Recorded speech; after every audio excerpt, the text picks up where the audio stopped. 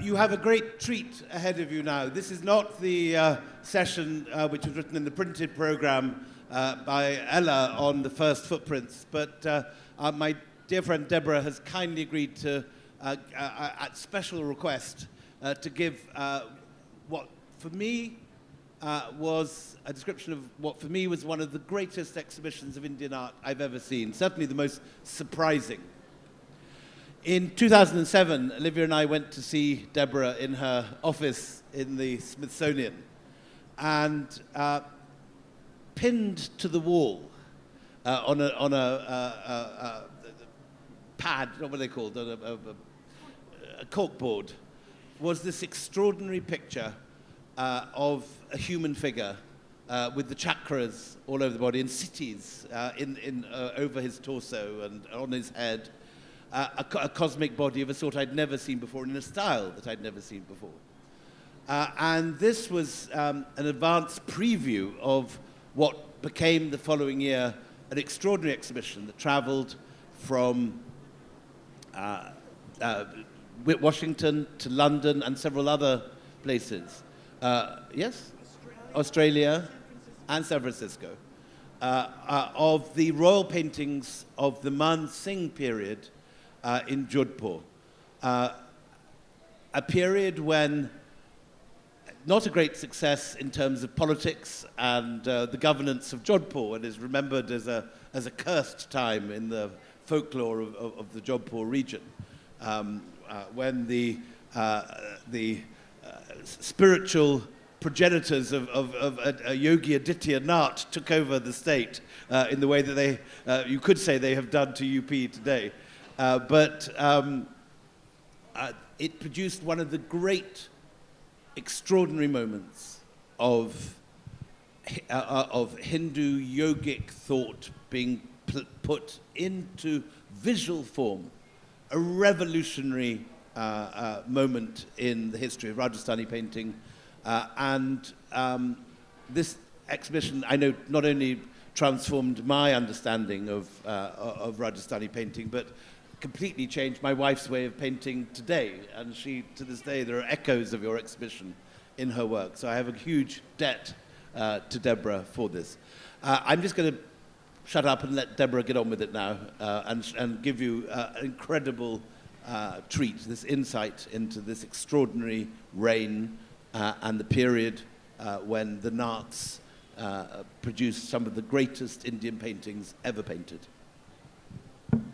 Thank you very much for the kind introduction. I have learned more about the importance of my work from him than from most people. I can put the slides on, or yeah, okay. So my plan today was to talk a little bit about the overall exhibition, Garden and Cosmos, so for good reason, but with a focus on the paintings from the period of Maharaja Man Singh, 1803 to 1843. The reason that I think that William didn't know about them, or that very few people knew about them, is from the legacy of Orientalism. When I went to graduate school in the 1990s for art history, for South Asian art history, under Vidya Daheja, any art that came from the 19th century was considered decadent and bad. I mean, that's a legacy that comes from the British Raj, frankly. And I remember telling a curator at the Met that I was working on the paintings of Man Singh, and he said, ugh. So our tastes have changed, and my interest certainly in rewriting or reinscribing a colonial history to look back at Rajasthan and Rajput painting is part of that project. So let me just, the reason that I wanted to focus on the reign of 3 different rulers in Jodhpur from 1724 to 1843 is that then we can see Rajasthan in history, or Jodhpur in history, covering that transition from the period when the Mughals were very powerful in the 17th century to the period when the British become very powerful in the 19th century.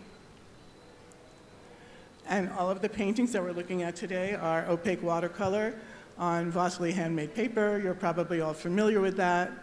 And they're all located today in the collection of the Maranger Museum Trust in Jodhpur. So It began with the paintings that came from this Maharaja Bhagat Singh, who reigned from 1725 to 51. He wasn't in Jodhpur, he was in Nagaur, which is in the northern part of Marwar, in part because he had come to power by killing his father. So even though in many ways he was an exemplary king, he could never quite get rid of the stain of patricide. And all of the paintings that he produced, so this is the second quarter of the 18th century when Mughal hegemony is lessening, but all of the paintings that he produced are very much sort of in that spirit of that cosmopolitan elite world of Muhammad Shah, of kings with beautiful women and beautiful palaces. And they all depict specific spaces in Nagaur. And if you haven't been to Nagaur, how many people went to Nagaur here? It's really quite extraordinary, isn't it? So you must go. This is what it looks like today. Now, by the time that the next, here he is having a good time in Nagaur. And that pool is still there.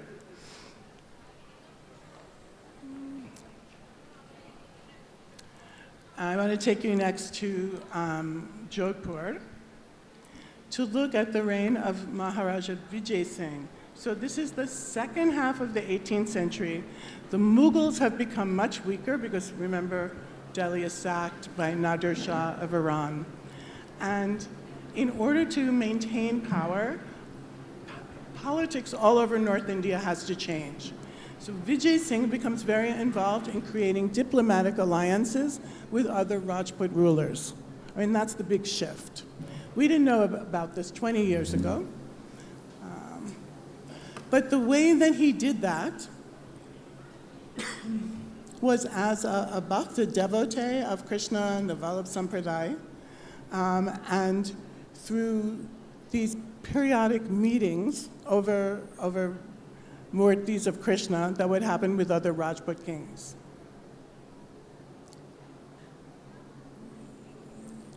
And it's during his reign that artists in Jodhpur come up with a new way of painting, of making these very large paintings. They're still opaque watercolor gold, lots of tin on handmade paper, but they're really large. And because they're really large, I posit that they were looked at collectively. It would be too hard to hold one up to look at it by yourself. And certainly, I don't think of Maharajas as actually picking up anything by themselves anyway. And so they were held up, and stories were told about them. And during Vijay Singh's reign, the stories are often about Krishna and Rama. It's part of this burgeoning of Vaishnava devotion that takes place in 18th century North India. And the first large manuscript, remember, each of these paintings is 137 centimeters across, is what they called in Jodhpur the Krishna Leela, or many of you today would know this as the Ras Leela. And so here, in these big paintings, I mean, they're really immersive. This is immersive, like, before the 21st century, you know? There are these landscapes of Braj that are crossed by the silver Yamuna River. The artists used tin, so it never tarnished. So that when you actually look at a painting, you have to move your head. They're quite large. You can see the river ripple. So they have a kind of movement to them, and they have an immersive quality. And here's another one. So you have to try and imagine them all together with this large Yamuna. I'll show you a detail. They very closely, in many ways, follow the text of the Bhagavad Puran. So it's so beautiful. I just want to sing the forest colored by the moon's silky rays. Krishna played his flute softly, capturing the hearts of the beautiful-eyed women. And here are the women. You all know the story, right? Here are the women. They stopped cooking. They've stopped everything that they're doing. They're going to go out by the Yamuna, and they're going to frolic with their beloved deity. They do meet their men along the way, but they do not get turned back. And then they go into this beautiful world. And over the course of his 50-year reign, he does a big Ramcharit, the Ramcharitmanas of Tulsidas, and other sort of Vaishnava texts, as well as a Devi Mahatmya. Now, what is happening in Jodhpur besides these new alliances? Part of the reason to make the new alliances is that in this sort of power vacuum, things shifting around, a little bit like 21st century global politics, the Thakurs, the noblemen in Jodhpur, try and make their own independent bids for power. And when Vijai Singh picks as his successor, a grandchild, little young Prince Man Singh, many of the Thakurs get really angry. Man Singh is sent away to Jalore, which is actually a Nath stronghold in Rajasthan. So let me just say what the Naths are. Is anybody familiar with the Nath Sampradaya? A little bit, right? So this is a Shaiva sectarian order who understand themselves to have been the originators of Hatha Yoga. We now know, after Garden and Cosmos, through the work of Jim Mallinson, that actually they were not. But they very much sort of took on that identity, and by the 1800s, they were deeply sort of connected with Hatha Yoga. I'll explain that. Let me just change the slide. Oh, look, it's beautiful. Take a moment to enjoy multiple Krishnas. Okay, and now we're at Man Singh. So the Thakurs are angry. Man Singh is sent to Jalore, which happens to be a Nath stronghold in Rajasthan, because Jalore has what's supposedly an impregnable fortress. Another Rathore comes to power on the throne. His name is Bhim Singh. We tend to call him the evil Bhim Singh.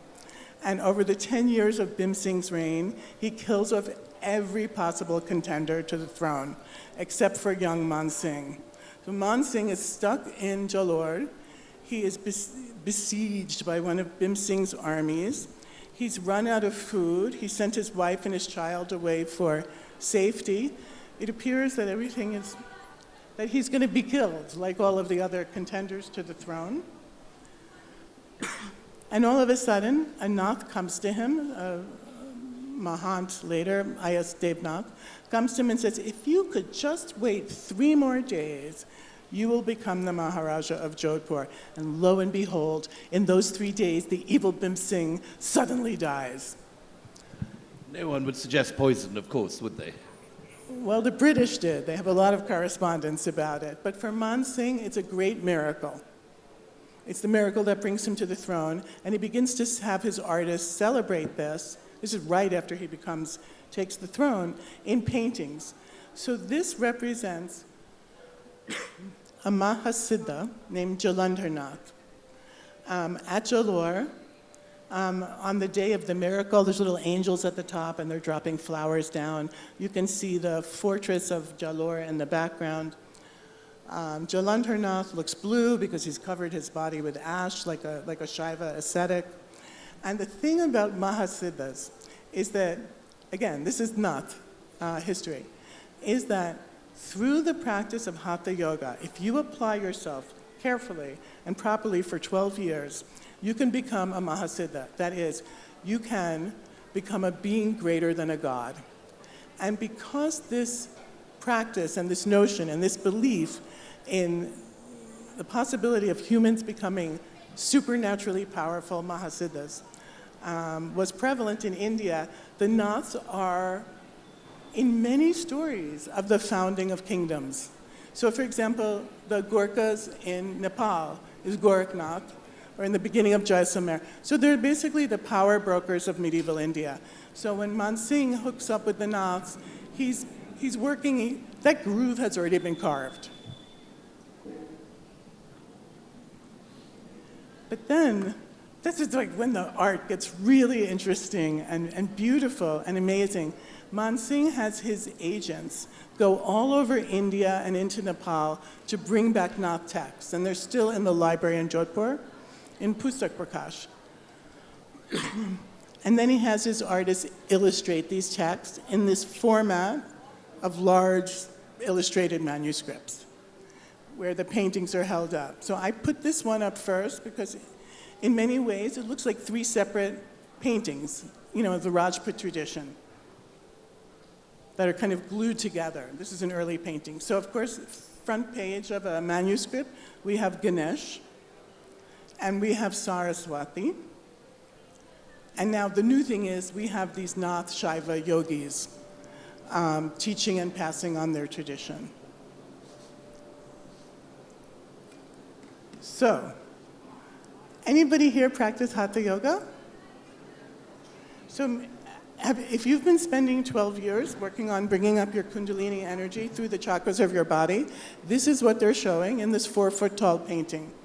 You can see that they've based the figure of this Siddha and his subtle body actually on an image of a Jina, because Nath ideas have been around for 100 years, hundreds of years, but they haven't been the focus of visual history before, visual culture before. He has his eyes closed in meditation. He's wearing these earrings called kundal that are associated with Naths today, where they pierce the upper part of their ear in order to sort of help bring the kundalini up through the body. And it's in this process of doing that. This is the 12th year of Hatha Yoga. This is like a Vishvarup. This is a vision of the universe within the body of a Siddha, of a perfected being. And it is in this 12th year that you realize that you are the universe. You can do anything. If you can make someone a king. You can create a Jaipur literary festival, like that. And these are really beautiful, and they're heavily burnished. They've got a lot of gold on them. And they're very luxurious, but they're also, for the first time, visualizing what was, even in historical India, quite esoteric knowledge. This is why I was working on them, for paintings like this. This is from one of the manuscripts called The Stories of the Naths, and they all begin with the creation of the world. And the world starts with the Brahman, which is an idea that it's central to so many Hindu traditions, that there is this formless absolute. But it doesn't enter the art, I think, until the reign of Man Singh. And then you have these vast fields of gold, because the absolute has no form, no time, no space. It has only one quality, and that's a sort of self-luminosity. So this is the Nath story, one of the Nath stories about the creation of the universe. First, there's nothing. It's just that luminous Atman. And then it manifests in the form of a cosmic Siddha. And then that cosmic Siddha makes the waters, there's that tin, makes the waters that then turn into the world. So for me... Are there any precedents for yes? this? I mean, it's There's so no different. precedent. They've come up with entirely new iconographies for this. I know. That's what's so exciting. I mean, the closest precedent I could find maybe is in roadside shrines of Bhairav, where you'll see a single rock and it's covered with some shiny foil and maybe there's some eyes there. Or there's in the Jain tradition, there's a few called Siddha Pratima Yantras, where you have a cutout of a Jain body. And that negative space, that everything, the Akash that we live in, becomes the shape of the Siddha. So for me, I had started out as a modernist in the 1980s, in New York, and being a modernist meant minimal art. And then I saw this, and it brought together my worlds, but it also made this very profound idea visible. So I brought 3 of these paintings to show you. Here's a close-up of this cosmic yogi. This is Jodhpur style of painting at this time. Look how his jata are turned into a little page boy. That's how you know it's Jodhpur. This is another one. This is from the Shiv Puran. So this is Puran that circulated more wildly, that Man Singh really brought into the Nath fold at this time. So this is Purushan Prakriti. So we would have all heard of Purushan Prakriti. This is the first time they get illustrated. And again, they are emerging out of cosmic nothingness. This is spirit and matter. then I encourage you, if I can, to go see them in real life, because when you move your head and the gold flickers, you will feel, right, that you're there at the beginning of time. Can I ask, Yeah. Debra, are these are large-scale paintings, are they built like picture showmen to be held up for teaching, or are they for devotional purposes? How do you use these paintings? There are no records that exist of how they were used, but I feel confident that they were used and held up and the stories were explained. Because, one, sometimes on the upper corners of the paintings, it's kind of in crappy shape, so you could see that they were held up over time. And like the Hamzanama would have been at the court Yeah. when people are telling the stories of that or something. And Man Singh dies in 1843. His first pundit, his first I.S. Devnath, might have been a very good man. But I.S. Devnath is murdered by one of the Thakurs, and the next generations who come in, they amass a lot of money, like a tenth of the state income. There are a lot of stories about the raping of women. They might have gone bad. So when Man Singh dies, basically the British come in and the Naths are all expelled, and it's the end. And the paintings are put away, and they're in a box, basically until like a random graduate student shows up in the 1980s, being like, oh, look at these. So that's how we know, we think that all of the use must have come in those 43 years of his reign. So they were esoteric for Man Singh, they were esoteric for everyone. They're bringing together texts that aren't necessarily Nath together, and he's sending agents all over to bring in texts. So my assumption is that these were held up.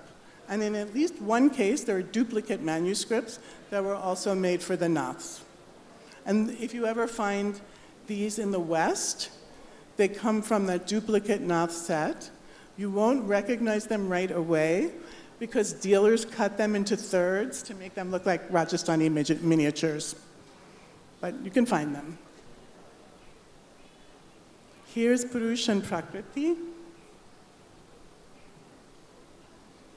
And this is just one more from the Shiv Puran. This is my last one. Again, artists and Man Singh and the Naths grasping with how did we get here? What's the creation of the world? Taking well-known sort of well-known stories of the creation of the universe. This is Vishnu lying on the cosmic ocean. A flower comes out of his belly. There's Brahma. That's where we all come from. So this is my general introduction to paintings of that time, why it only happened for 43 years, why they were put away, why the people who did see them, which would be art historians, Western art historians, thought they were crappy, and then in our era, we thought they were great. Jordan.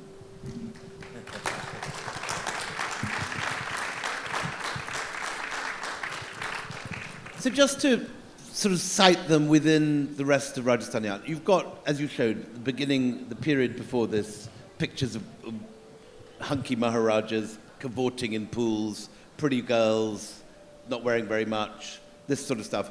This is a complete and radical break. Are they the same artists? Are a new bunch of, who is Bulaki? These are the same artists, and they're both Hindus and Muslims. We can find a lot of pictorial consistency in the way a flower is drawn or a garden is depicted between Vijai Singh's reign, or the evil Bhim Singh's reign, and that of Man Singh. So same artists, same families, Hindus and Muslims.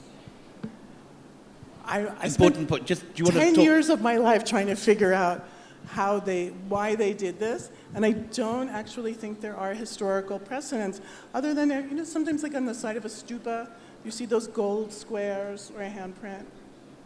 So they're not nuts. The artists are not part of this. No. Well, a pundit is explaining to them. so what is that? So talk to that for a minute. So how are these pictures produced? You've got the court artists. They're used to producing pictures of girls cavorting in swimming pools. How do you suddenly get them to paint yogic images of completely abstract concepts? Okay. The texts that come in are either in Rajasthani or in Sanskrit. and the concepts are esoteric. So someone must have been explaining to the artists how to create these manuscripts. Do we have any notes? Do we have any signs No. of what's going on? But I haven't given up. I'm sure we're going to find them at some point. There have to have been drawings. There have to have been little notations. There's no notations on the manuscripts. What we have on the back, though, are short inscriptions, usually in a heavily Sanskritized Rajasthani, that tell you what's going on. So it will say, in this mixture of Dingle and Sanskrit, the universe is, this is the Atman. The next manifestation of the Atman is this cosmic Nath, like this. So that has to be I feel strongly, that has to be the kind of information that was then recited or told to the court. These sort of short captions. And it was almost impossible to find someone to translate them. Do you know this? I just tell you, I went to my Sanskrit is like, I went to Sanskritists, could not read them, could not read all the words. I went to Rajasthani speakers, could not read all the words. Then I found Dr. Geeta, a cardiologist who was a devotee of Swami Dayananda Saraswati, so she knew Vedanta language, and she had grown up in Bhilwara. So that was the one person we found who could read these. So kind of a local language of people who are spiritually or religiously inclined. So what happens to the Naths? Today we associate it with Gorakhpur, and they're kicked out of Jodhpur. There's actually a revolution, isn't there, after They're really kicked out. And their temples are shut down. I mean, they had a massive amount of state revenue. But when they're kicked out, it's also that the British come in. So the Raj, had been nosing around Jodhpur since at least 1803, when Man Singh came to power. And Man Singh uses the Naths to sort of create an alternative locus of power. And it's because of the alliance between Man Singh and the Naths that they can keep the Raj from taking over. I mean, that's sort of the history. It's really good power politics. So when Man Singh dies, the response is rapid and fast. We think Naths are killed, the temples are closed, although they're still there. And two of them are still there in Jodhpur today. With some interesting frescoes. Beautiful. And I'm happy to announce that the government of Rajasthan and the Mehrangarh Museum Trust has taken over one of them. It used to be a boys' school. So there's it's an extraordinary structure. It's got a North Indian, like Shikara temple tower, but the structure below is like a dargah. And then it's covered with paintings of yogis and all the asanas. In all their amazing positions, yeah. But when I was there, it was a boys' school, so they were always like picking at the murals. So that's over. And then the other one that's in town, Uday Mandir, I think even more beautiful in terms of the wall paintings and the asanas. That's still a Muslim girls' school. Same artists, similar artists? Same artists.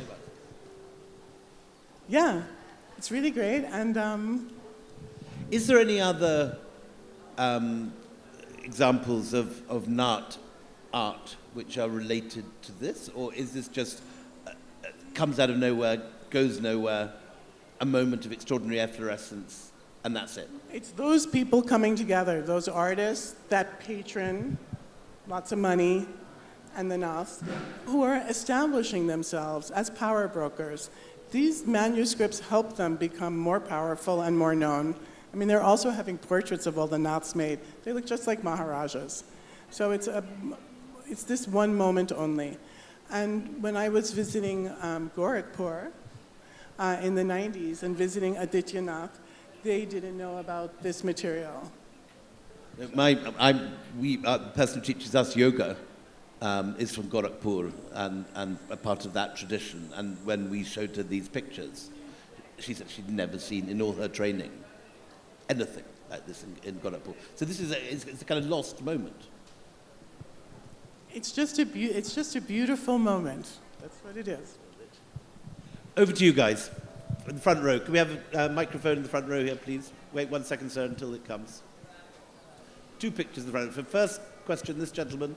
Second question, this gentleman. Good morning. Really enjoyed your talk, ma'am. My question is slightly allegorical. You have the Mughal impressions of the paintings in Rajasthan, in Jodhpur. Then you have the Nath influence also mentioned in the paintings. You have the British after this also. Where are the Marathas? Why is there is no influence of the Marathas in any of the paintings? In the clothing, the food habits, whatever. Actually, that's a very good question. Like, why don't we see the Marathas in Rajput art? I think they're there a little bit in portraiture, but the study that like Holly Schaefer did of Maratha painting is so recent that story has yet to be written. Were the Marathas major patrons, or considering their power and their wealth, is it surprising that there's so little Maratha painting? According to the annals of Jodhpur and the histories that were written at the time, they're just about destruction. They don't seem to have established themselves like in a court in Jodhpur in the same way. And when you go to Jodhpur Fort and you go to the lower wards of Mehrangarh, you see, I mean, the influence of the Marathas is the cannon holes in the walls. That's what they're doing.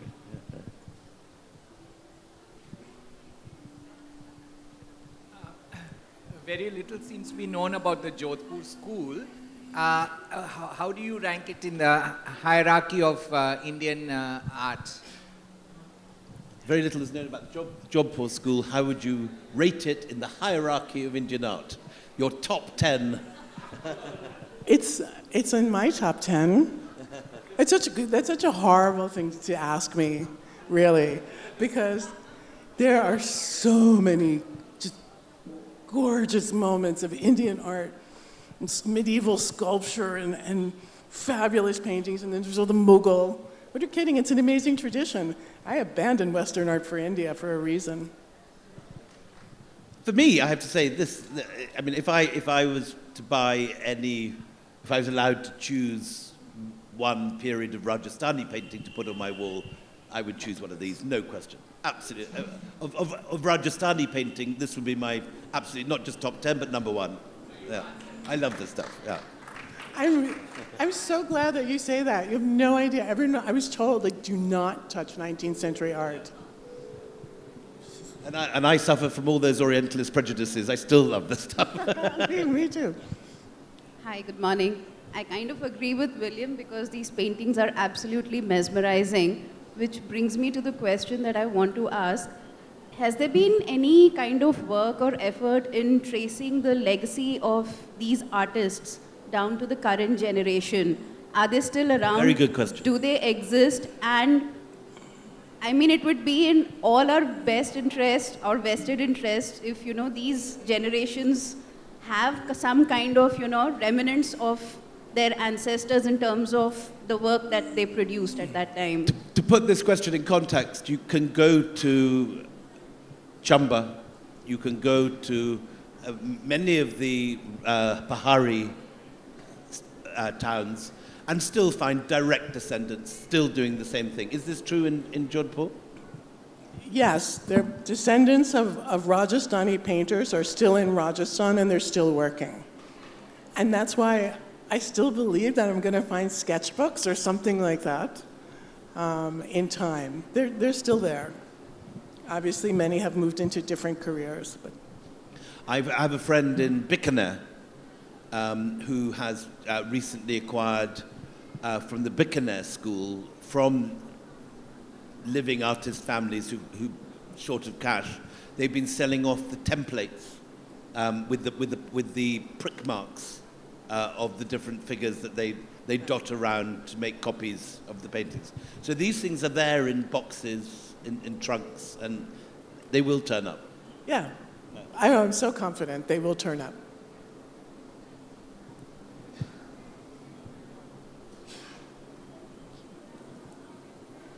Thank you. That was a lovely exposition. I wanted to add a question also. That a lot of my work is in the migration between Rajasthan and Nepal, my current work and current writings. So there's a lot of this mystic work, the Nath thing in Nepal that's presented, and a lot of paintings even in Dalai Lama's secret temple that you hear from Ian Baker. So a lot of painting, not the way it's done here, but this empty space, the Sankhya, the Naths and everything is right there. And that is the Tibetan Siddhas. So the paintings are by the Tibetan Siddhas. And the connectors between this place, Banaras, Nepal, all the way up into Tibet. So the question is, are you also looking at these Rajasthani paintings, painters and traditions reflected outside of Rajasthan? There's a lot of reflection outside Rajasthan, this Pahari path into the east. That's a very good erudite question. Actually, and the Maratha question was very hard. Thank you.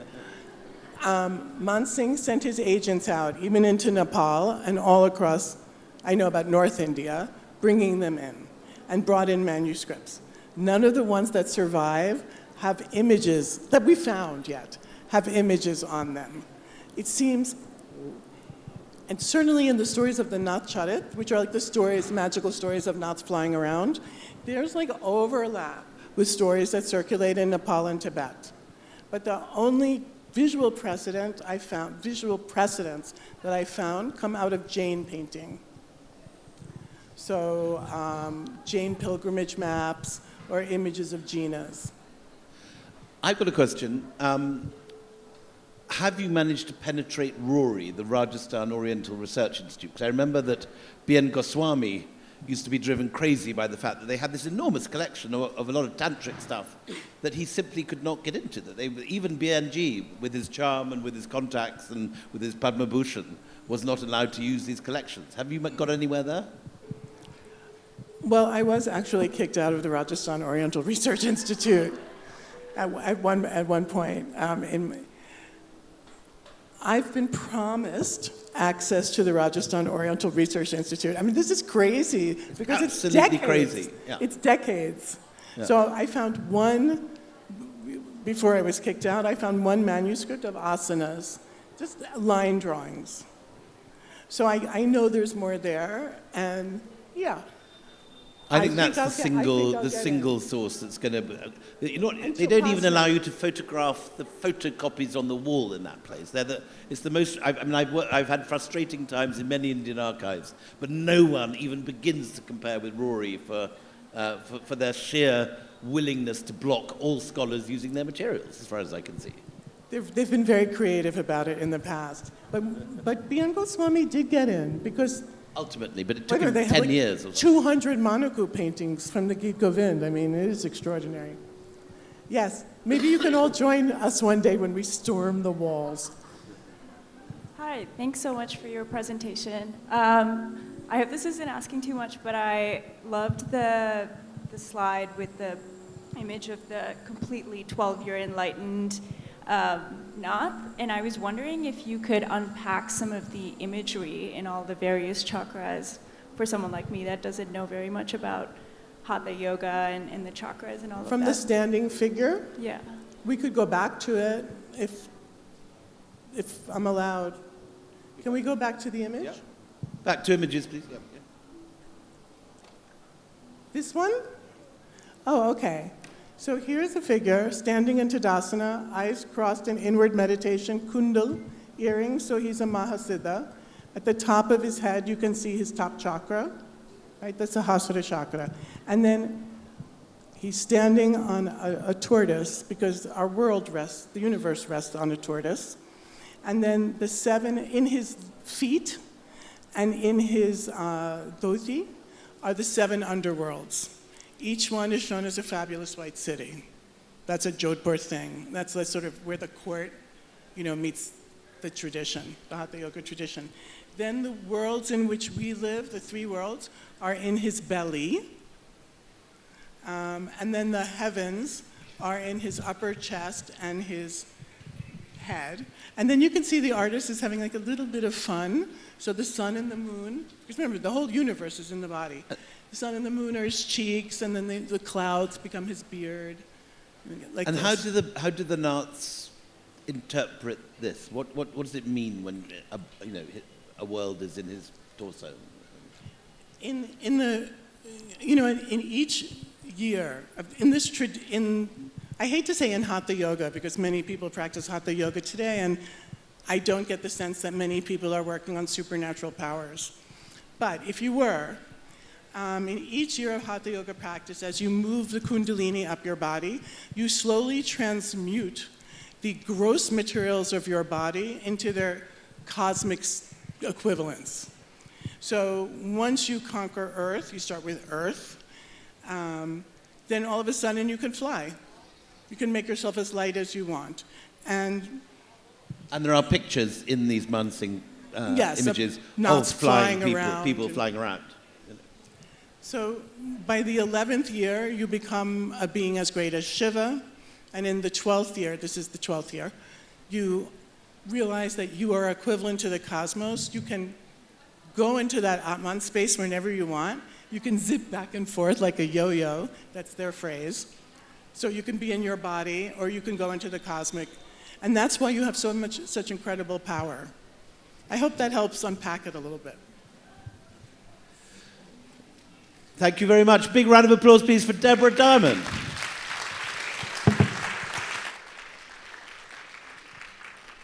We do not let superstars like Debra come to Jaipur and just put their feet up on sunbeds and sunbathe. Debra will be forced back to talk about the royal paintings of Udaipur at 3 p.m. in the Durbar Hall, I think.